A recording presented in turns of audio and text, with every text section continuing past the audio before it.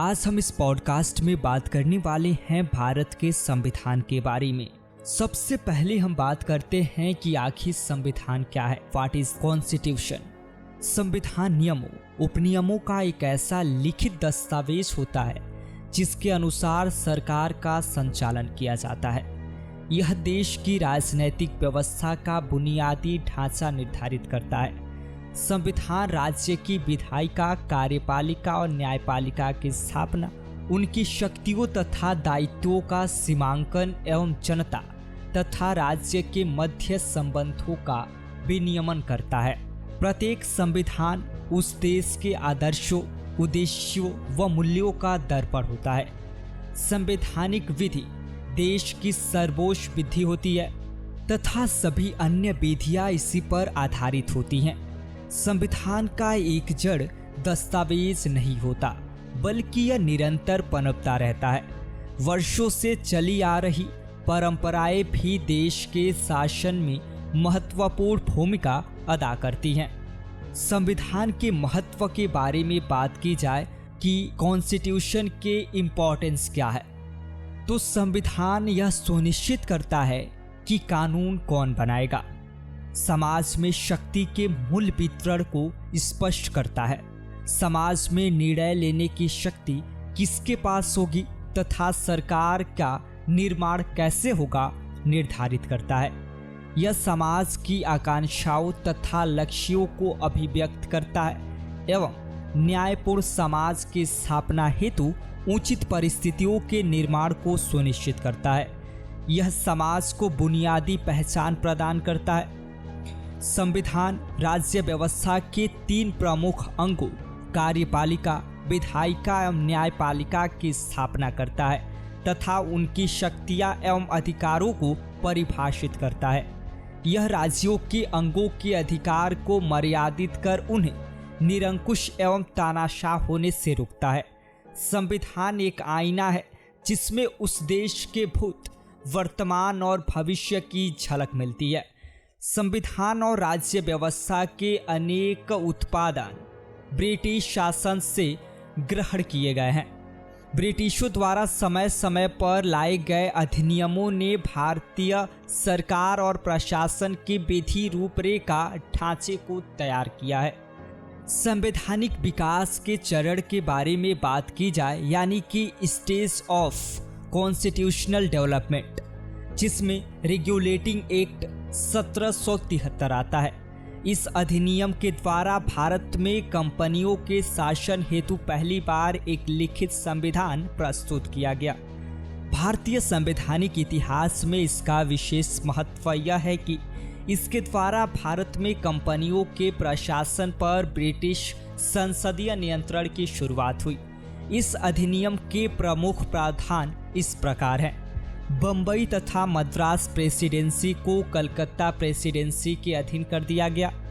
Calcutta presidency में governor general व 4 सदस्यों वाली परिषद के नियंत्रण में सरकार की स्थापना की गई।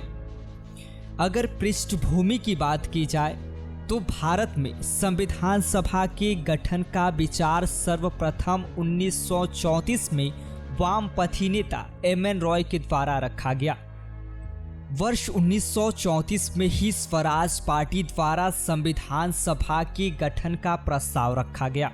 1935 में भारतीय राष्ट्रीय कांग्रेस द्वारा संविधान सभा के निर्माण की आधिकारिक मांग के बाद 1938 में पंडित जवाहरलाल नेहरू ने भारत के संविधान निर्माण हेतु वयस्क मताधिकार की बात कही। नेहरू की इस मांग को ब्रिटिश सरकार ने सैद्धांतिक रूप से मान लिया और यही प्रस्ताव सन 1940 के अगस्त प्रस्ताव के नाम से जाना जाता है। ब्रिटिश सरकार के द्वारा 1942 में Cripps mission sir Stafford Cripps के नेतृत्व में संविधान निर्माण हेतु भारत भेजा गया, जिसमें मुस्लिम लीग ने अस्वीकार कर दिया। संविधान सभा के गठन के बारे में अगर बात की जाए तो क्रिप्स मिशन की असफलता के बाद 1946 में 3 सदस्यीय cabinet mission Lord Pethick Lawrence, sir Stafford Cripps और ए.बी. अलेक्जेंडर को भारत भेजा गया। कैबिनेट मिशन के एक प्रस्ताव के द्वारा अंततः भारतीय संविधान के निर्माण के लिए एक बुनियादी ढांचे का प्रारूप स्वीकार कर लिया गया, जिसे संविधान सभा का नाम दिया गया। कैबिनेट मिशन योजना के अनुसार प्रत्येक प्रांत, देशीय रियासतों व राज्यों के समूह को उनकी जनसंख्या के अनुपात में सीटें दी जानी चाहिए थी। सामान्यतः 10 लाख की जनसंख्या पर एक सीट की व्यवस्था रखी गई। संविधान सभा की कुल 389 सीटों में से ब्रिटिश सरकार के प्रत्यक्ष शासन वाले प्रांत को 296 सीटें तथा देशीय रियासतों को 93 सीटें आवंटित की जानी थी। 296 सीटों में 292 सदस्यों का चयन ब्रिटिश भारत के गवर्नरों के अधीन, 11 प्रांतों तथा 4 का चयन दिल्ली, अजमेर, मारवाड़, कुर्ग एवं ब्रिटिश बलूचिस्तान के 4 चीफ कमिश्नर के प्रांतों, जिसमें से प्रत्येक में से एक से किया जाना था। प्रत्येक प्रांत की सीटों को 3 प्रमुख समुदायों मुसलमान, सिख और सामान्य मुस्लिम और सिख के अलावा में उनकी जनसंख्या के अनुपात में बांटा जाना था। प्रत्येक विधानसभा में प्रत्येक समुदाय के सदस्यों द्वारा अपने प्रतिनिधियों का चुनाव एकल संक्रमणीय मत के माध्यम से समानुपातिक प्रतिनिधित्व तरीके से मतदान से किया जाना था। देशी रियासतों के प्रतिनिधियों का चुनाव रियासतों के प्रमुख द्वारा किया जाना था। संविधान सभा आंशिक रूप से चुनी हुई और आंशिक रूप से नामांकित निकाय थी। संविधान सभा हेतु ब्रिटिश भारत के प्रांतों को आवंटित 296 सीटों के लिए जुलाई-अगस्त 1946 में चुनाव हुए।